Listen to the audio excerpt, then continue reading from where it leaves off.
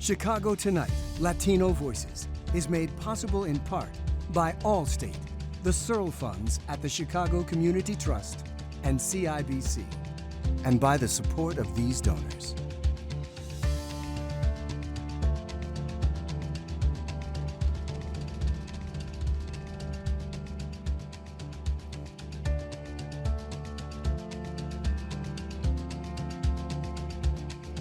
Good evening y bienvenidos to Chicago Tonight, Latino Voices. I'm Alex Hernandez of Univision Chicago Primera Hora, which airs every weekday morning at 5 and 6. Thank you for sharing part of your weekend with us. On the show tonight, a new initiative by city colleges aims to help Chicago residents start or resume their higher education without the financial barriers. We talk with the chancellor about this and more. New analysis from WTTW News finds that Mayor Lightfoot's appointees don't keep up with the growing numbers of Latino Chicagoans. We share the details. Remittances coming from the U.S. serve as a critical lifeline for families all over the world. A look at what role these money transfers have played during the pandemic. Latin sounds, Latin vintage sounds that trigger our memories, trigger our childhood. And a little village business where you can get a haircut with a side of vintage music. First off tonight, a new initiative from the City Colleges of Chicago called Future Ready is providing more than 60 career training programs to city residents for free. These programs, beginning this fall, are aimed at helping Chicagoans start or resume their college education during this post-COVID recovery. Here to discuss this new initiative and reopening plans in the midst of COVID-19 is City Colleges of Chicago Chancellor Juan Salgado. Chancellor, thank you for joining us today. What can you tell us about Future Ready? What sparked this initiative? Well, first of all, thank you, Alex, for having me. And we're really excited about Future Ready because it's about opportunity. It's about opening the doors to education and skill building.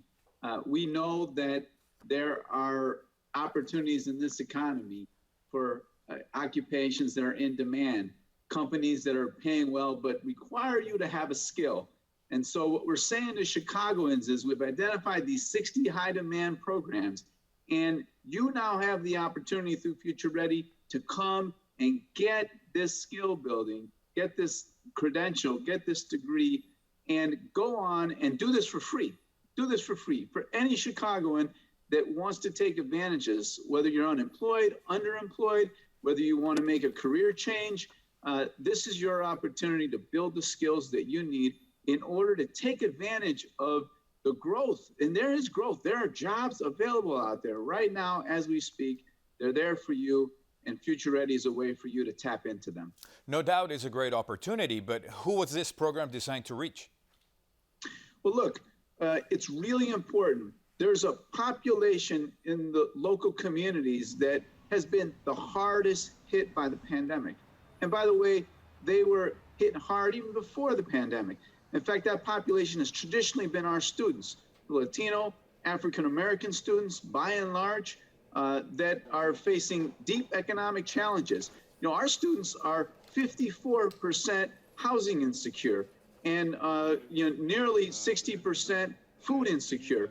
And so, for those students that and those residents that are just having a hard time managing the economics of life, this is your opportunity. These are short-term programs. They could be as short as 4 days for a forklift training to something that's a few weeks to something that's 6 months. But it's not a long-term commitment. They are high-demand jobs, meaning that you will find good opportunity in the marketplace. We actually spoke with a Future Ready student who will be returning for classes this fall for the first time since COVID-19 hit. This is what he said. 2 years ago, that was the last time I attended school. I wasn't making enough at my job, so I had to pause my education to save up money to pay my debt, to have money for books and for my classes. So it was really tough on me 2 years ago. And now with the Future Ready program, I can happily go back to school without stressing of how I'm gonna pay for classes or things like that. Eric described having to put a pause on his education due to financial barriers. How have you seen the pandemic affect student enrollment? Well, it has in fact affected student enrollment, particularly at community colleges. Across the country, we saw a very sharp decline in community college enrollment. And at city colleges, Chicago, it was no different. We saw a national decline near 10%, and we saw city colleges decline near 10%. And stories just like the one you heard right now, where when families were faced with, and by the way, our students, they're also parents. So they had the responsibility of their children at home, but also they had the added responsibility of another family's loss in income, right? And just the reality that they didn't have enough for life and education. That's why we're doing Future Ready, because we don't want you to miss the opportunity to grow and advance and to take it. We want you to take advantage of this growth in the marketplace, and we don't want the cost of education to be that impediment. So we're taking that away in order for folks to make the affirmative decision that they're going to continue with their education or start with their education. Right. This is actually going to be the start of a second full school year since COVID-19 hit. What does post-pandemic recovery look like at city colleges? I think post-pandemic for us is more options for students. When we began the pandemic, we had to shift very quickly. Something that may have taken us years to do took us 2 weeks to do, less than 2 weeks. We got it done in 1 week. We set up virtual student services. So any service that you can imagine, whether it's our business office, our tutoring, our advising, our wellness center, it's all virtual now. And so our students now have more choices. When they want a service, they can come do it virtually or they can come to our offices. Similarly, for our classroom education, you now have more options than you had before the pandemic. And so think about this post-pandemic period as a period of opportunity and support, by the way. We are doubling up on our supports for wellness, for tutoring, as you see, for financial. We know that our students are going to need more support, right? Along with, the programming and the financial supports. And so that's what we're doing.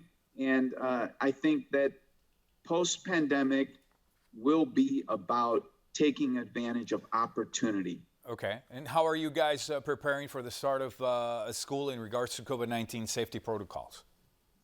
Look, we have been following the guidance of CDPH from the very beginning.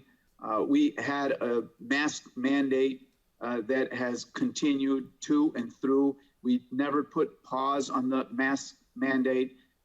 We do have a choice for our students with regards to the kind of classes that they take. So they're the ones that determine whether they want to come in or not. So we have choice there.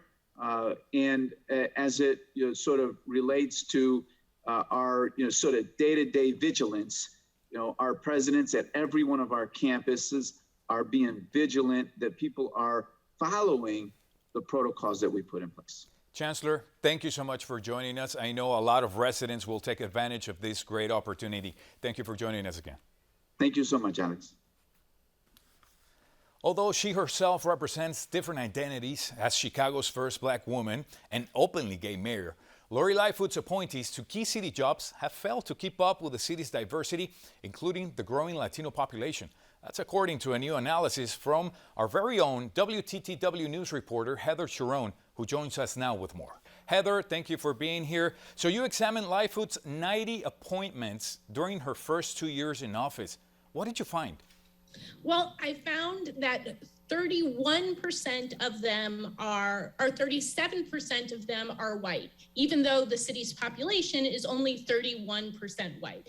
And the disparity comes with Latino appointments. Even though Latinos make up about 29% of the city's population, they account for only 25% of the mayor's appointments to lead city departments and to serve on board and commissions with decision-making power and the ability to implement policy.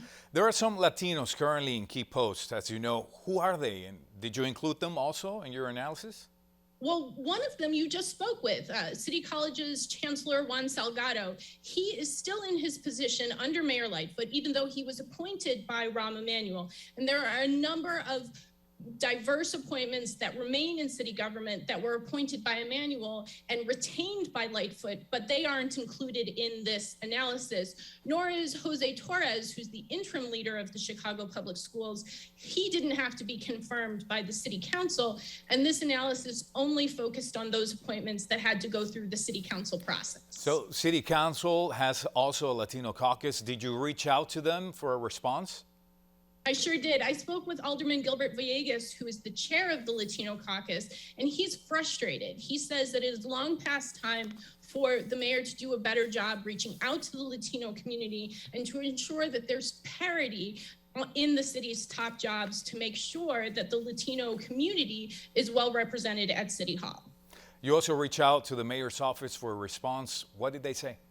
Well, they're proud of the mayor's record in appointing Black, Latino, and female Chicagoans. I should note that 60% of these appointees were women, but she acknowledges that there's more work to be done. And part of the way she's done that is to really rely on advisory councils to advise on women and LGBTQ issues. However, those councils don't have decision-making authority, so I didn't include them in this analysis. Okay, well, Heather, thank you so much for joining us.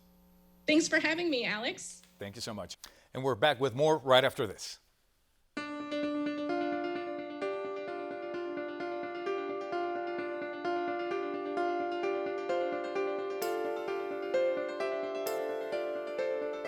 Hiring and keeping Latino representation in city administrations is not a new problem. In 1990, protests erupted over the firing of Chicago's highest-ranking Latino official. Here's a Royal Kennedy with a look at the scandal in tonight's Throwback. Last week, a group of Hispanics demonstrated in front of Mayor Daley's office and in front of the building where CTA Board Chairman Clark Burris works. They were protesting the layoff of the CTA's highest-ranking Hispanic official, Gloria Chevrolet. Chevrolet had an $85,000 a year position as a senior executive deputy director at the CTA. CTA officials say that her job was eliminated in a reorganization. Because it's my job to have the best people manage this system and have the best people around me, and she just happened to be, and I'm not saying that she wasn't the best if we had a job that she could have suited, but unfortunately she didn't fit into the organization. I want to see Gloria be rehired again in the top position, just the same way she had it. Daniel Ramos is one of the Hispanic leaders who is still fighting to get Chevrolet's job back. He says her CTA experience in purchasing and contracts helped other Hispanics. A lot of Spanish business got more from the purchasing department of the CTA than ever before. Up next, parachutes and the impact COVID has had on workers in the U.S. sending money to their families abroad. That's in a conversation recorded earlier. Stay with us.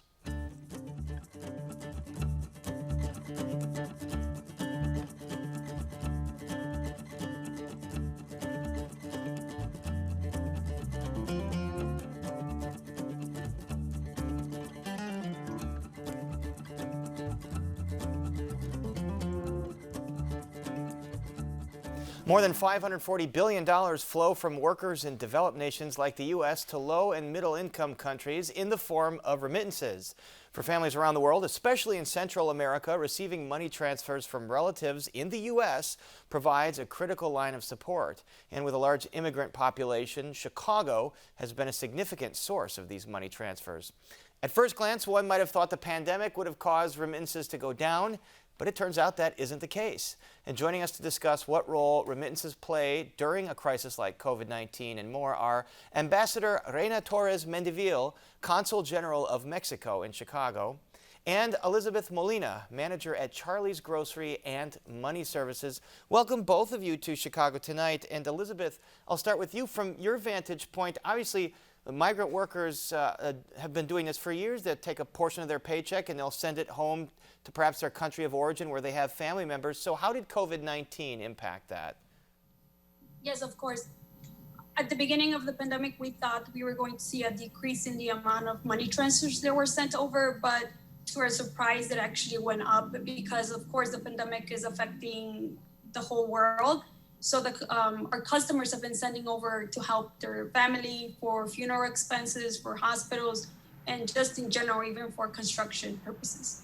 And Reina Torres Mendivil, conceivably, if you have more workers out of a job, that would mean less money to send back in the form of remittances. What do you think the factors are in the increase in remittances, especially to places in Central America? I think it's an enormous sense of solidarity. It's a tradition for our migrant families that reside in the U.S. To help their families in Mexico. Mostly, perhaps their children or the elderly remain in Mexico. So as they've been hit by the pandemic in Mexico, the families here, the relatives here, made an extra effort to send resources to help those persons that stay back home. Elizabeth Molina, how many workers typically do send money back as remittance, and how much of a typical paycheck might that be?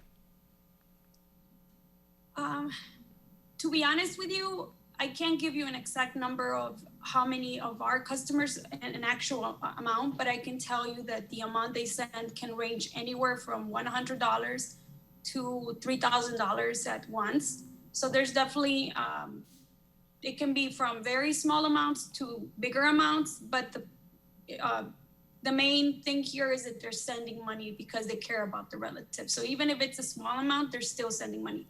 And Reina Torres, I think according to the World Bank, it's about $40 billion out of the U.S. in the form of remittances all around the world. But because there's a large number of migrants from Central America, we'd assume a lot of that does go to that region and to Mexico. How important is that money, not only to families in those countries, but to the economy of those countries? Actually, yeah, those 40 billions were sent from the U.S. to Mexico. That was reported by the Mexican financial authorities last year, and there was an 11% increase in 2020 compared to 2019. What we have seen so far for 2021 is that we will have a record number of remittances, actually with a higher increase that could go up to 29 billion US dollars sent to Mexico in 2021. And I'm sorry, so I had that incorrect. So it's $40 billion to Mexico. So Ambassador, I'll stay with you. What does that mean for the economy of Mexico? Well, that represents 3.8% of our GDP. That's a huge amount of resources sent to the families. That even it goes directly to private consumption. It represents a lot in the economy. That the amount of remittances that we receive just come after manufacture exports to the world, and actually it comes first before tourism and oil exports. So it's a significant portion. Elizabeth Molina, what are the barriers here in terms of sending money back to a country like Mexico? To start, a lot of customers can't send money over many times because their ID might be expired. They don't have an ID, or they don't have a valid ID to send higher amounts of money. And during the pandemic, a lot of them have seen the barrier of maybe losing a job, so they're not able to send the usual amount that they would send in the past. So instead of sending the normal $2,000, they're now sending $1,000. It depends per person, but those are the barriers that I've been seeing recently. And Ambassador Torres Mendivil, what do places like the consulate, the Mexican consulate, do to sort of help assist some of that money going back to Mexico? Actually, precisely because of this situation and these reasons that Elizabeth just mentioned, we have a specific area in the consulate that is dedicated to financial education and to promote financial inclusion. We know that one of the issues here on this side is that perhaps people don't know how to navigate the banking system, or they don't know how to make a transfer, or they don't know how to use other financial resources to help their families in Mexico. And on the other side, on the Mexican side, it's complicated because in remote places, perhaps there are not enough branches of the banks or the financial institutions where they are trying to send the money through. So that's a challenge. But part of our mission, as I mentioned, is to educate our community on the opportunities that the banking system and the financial institutions provide for them here. And we partner with the Resurrection Project, actually, in this endeavor with what we call our financial education booth. So anybody that comes to the consulate can go and talk to our good friends and allies from the Resurrection Project and receive information on this issue. A Resurrection Project, a local nonprofit, and of course an issue that probably impacts a significant portion of our community. And our thanks to Ambassador Reina Torres Mendivil and Elizabeth Molina. Thank you. And back with more Chicago Tonight Latino Voices right after this.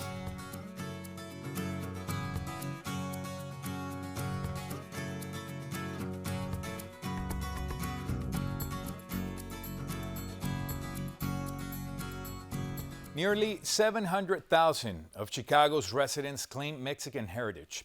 And over the years, Mexican culture, from food to music, has become woven into the city's tapestry. A new business in Little Village explores where Midwestern meets Mexican by combining haircuts with deep cuts. Chicago Tonight's Erica Gunderson has a story. The sound of a neighborhood barbershop. Friendly chatter, clippers buzzing, and scissors snapping is unmistakable. Did you get that on Amazon? I did. But folks getting a trim at Del Pueblo Barbers and Records are also hearing the soundtrack of a Midwestern Mexican childhood, from vintage rancheras to Chicago house. I remember there was a bar on Racine when I was a little boy, and a lot of people from Texas are in Chicago. So the big Texas sound of like Little Joe and the Family and Flaco Jimenez and things that were like what they call cantina music. I just remember getting my aunt to tell me, go tell your uncles that dinner is ready. And I already knew where to go get them because they were all sitting down at the bar. And I remember going up to a bar stool and like, hey, dice mi tía que está lista la comida. For barber and co-owner Jonathan Guzman, those sounds were just part of growing up Chicano in Chicago.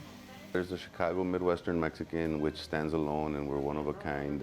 We maintain our identity, but when we speak English, we sound like we're from the West Side. You know, when we dress, we got the Sox hat. You know, we're very Chicago, very American, very urban. Jonathan says his skill in the tonsorial arts also stems from his childhood. I started cutting hair out of necessity. We didn't have the money to go to a shop every 2 weeks and get a haircut. So my mom had a pair of clippers and had shears, and she cut my dad's hair, she cut my brother's hair, and she would cut my hair, but she would cut my hair in a way I didn't want it. So I learned to cut my own hair. And then my friends in the neighborhood who were also in the same situation decided that I was going to be the guy who would cut their hair. When the opportunity arose to open a shop in the heart of Little Village in July 2020, Jonathan and his business partner Leo Guzman, no relation, jumped at the chance to create a place where the Midwestern Mexican would feel right at home. We do things a little differently that I've noticed here than other cities. We're very proud of who we are in Chicago, you know, and I think that's what community is all about, right? Is making other people feel like you're one of them, you know, and I definitely feel that here. You know, I might not look 110% Mexican. They call me Widow for a reason, but it definitely, you know, it feels like home. All around the shop are the sounds and signifiers of Chicago Chicanos, from the locally made art and merchandise for sale to the vinyl records they sell and play on an in-store turntable. Leo Guzman, who also DJs, manages the music collection. Our collection basically is made up of Latin American music. We try to focus on las norteñas, mariachi, rancheras, tropical music, from cumbias to salsas. You know, we have music from Tigres del Norte, you know, or Broncos de Reynosa, where, you know, they mention Chicago, you know, and they mention certain streets, they mention Little Village. And that's really what I like. You know, I like to, you know, tell a story through music. A lot of the music that we try to play here is also new. You know, we try to promote new bands. You know, everything is done here. Everything is done locally. And from the beginning to the end, except probably for the actual making of the t-shirts, which are probably made in China. I'm sorry. Everything else is done here. And it's providing income for everybody down the line. Jonathan and Leo say they're hoping Del Pueblo can be a place for Chicagoans, Chicano or not, to celebrate the unique blend of cultures that is Little Village. I see the little kids who are looking for an identity, who are looking for a space, who are looking for a place to identify. And if you offer them some turntables, they can learn about Chicago house music or freestyle music. They can learn about how Chicago and Little Village and Pilsen influenced the world sound. It's a safe space where you can come by and socialize and get creative, ultimately. You know, I encourage everybody to come by, share the music with us too, because that's ultimately what this space is for, is to keep that culture flowing, you know, and keep the next generation interested. For Chicago Tonight, Latino Voices, this is Erica Gunderson. And you can find more on Del Pueblo Barbers and Records on our website. Well, that's our show for this Saturday night. Join Angel Ido tomorrow night for Chicago Tonight Black Voices. And don't forget to tune in to Primera Hora on Univision Chicago, also every weekday morning. Next week on Latino Voices, Michael Puente with WBEC will be here in the host chair. Now, for all of us here at Chicago Tonight, Latino Voices, I'm Alex Hernandez. Thank you for sharing part of your weekend with us. Buenas noches.